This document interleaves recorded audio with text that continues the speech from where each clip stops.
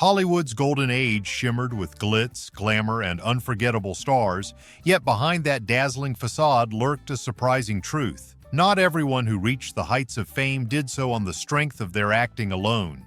Some soared on the power of stunning good looks, electrifying charisma, or carefully crafted publicity, captivating audiences with little more than a charming smile. Others reveled in the era's flair for sensational stories and headline-grabbing rumors, securing a place in the spotlight even as critics questioned their dramatic skill. Ultimately, these individuals remind us that in Hollywood's heyday, image often eclipsed substance, and it's precisely that contrast that continues to fascinate us today. John Payne remains a fascinating figure from Hollywood's golden age, renowned for his suave presence and easygoing charm.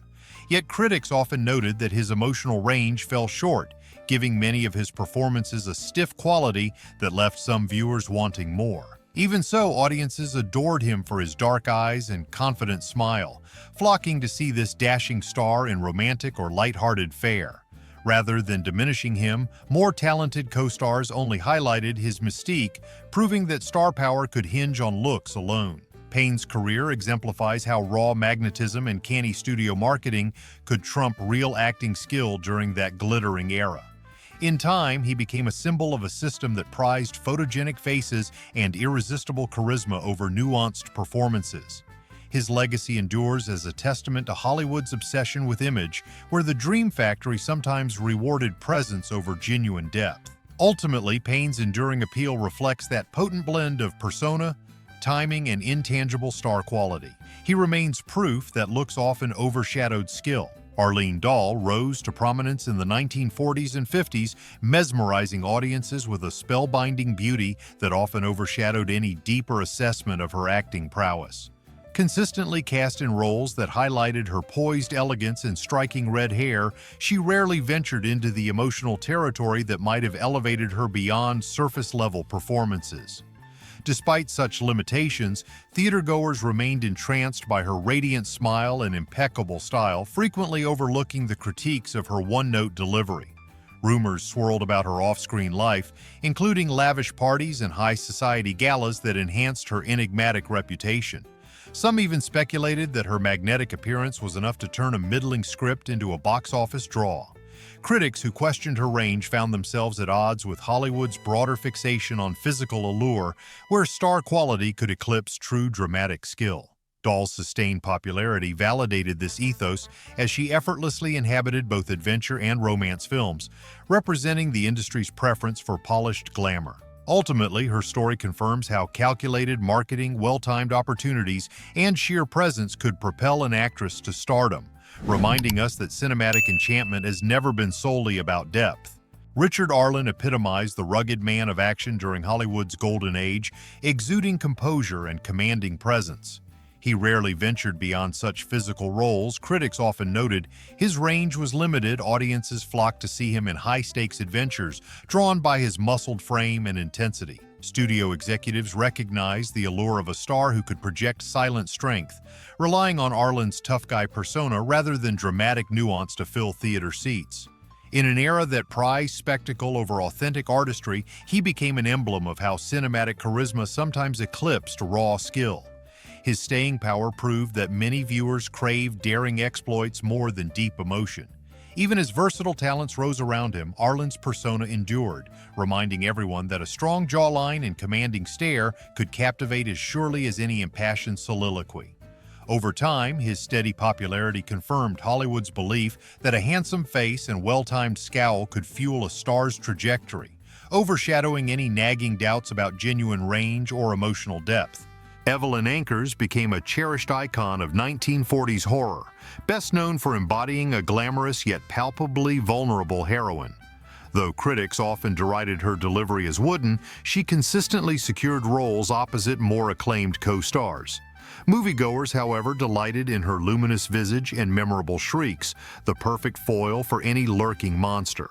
Rumors swirled that her gentle off-camera demeanor contrasted sharply with her chilling on-screen persona, endearing her further to fans craving behind-the-scenes intrigue.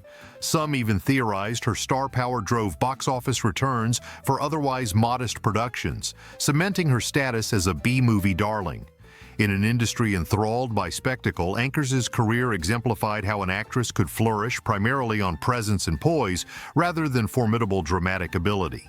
Directors cast her repeatedly as the poised damsel in distress, weaving her elegance into eerie tales of terror.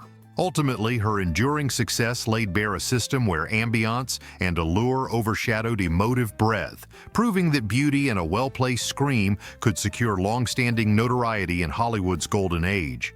Bob Cummings soared to fame by charming viewers with his friendly smile and amiable demeanor, swiftly becoming the go-to choice for breezy comedies and laid-back romantic escapades. Critics, however, noted his emotional expressions rarely ventured beyond mild amusement or polite confusion. Even so, audiences remained transfixed by his wholesome aura, undeterred by whispers of a limited range. Rumors persisted that he was far more mischievous off-camera, entertaining cast and crew with pranks that boosted morale during long shoots. Some speculated that a deeper dramatic side lurked beneath his sunny exterior, though studios seemed content to keep him in polished boy-next-door roles. Time and again, moviegoers found comfort in his carefree presence, overlooking any gaps in emotional intensity. Though overshadowed by more nuanced contemporaries, Cummings came to embody the era's hunger for approachable personalities who soothed rather than challenged. Reports of his friendly backstage rapport only fueled his popularity, underscoring Hollywood's reliance on affability and attractive faces.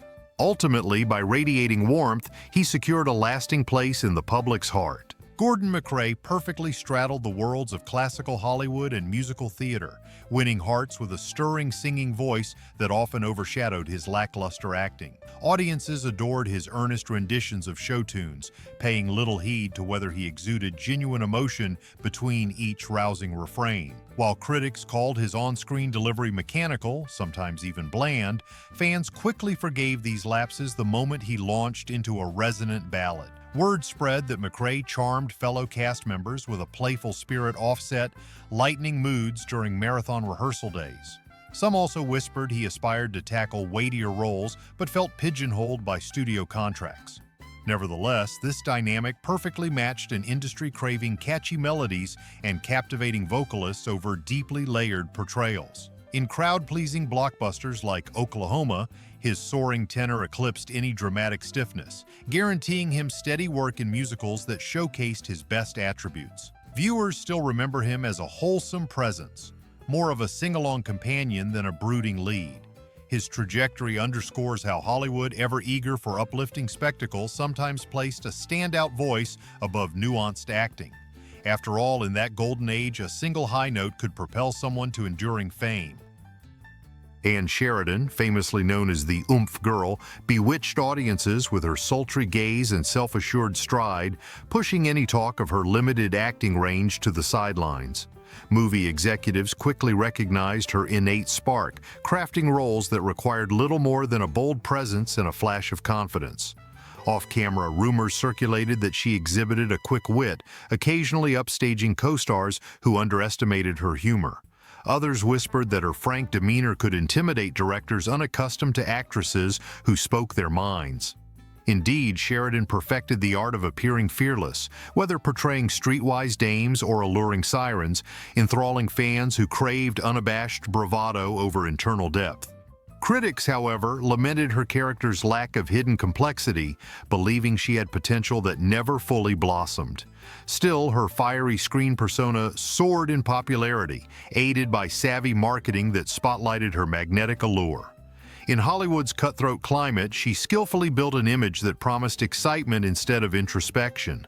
Ultimately, her story underlines how strategic packaging, electrifying screen aura, and sheer verve could eclipse more nuanced acting, solidifying her as a symbol of Hollywood's infatuation with striking style. John Howard epitomized the polished leading man in the 1930s and 1940s cinema, sporting a confident stance and chiseled features while delivering performances that seldom surprised.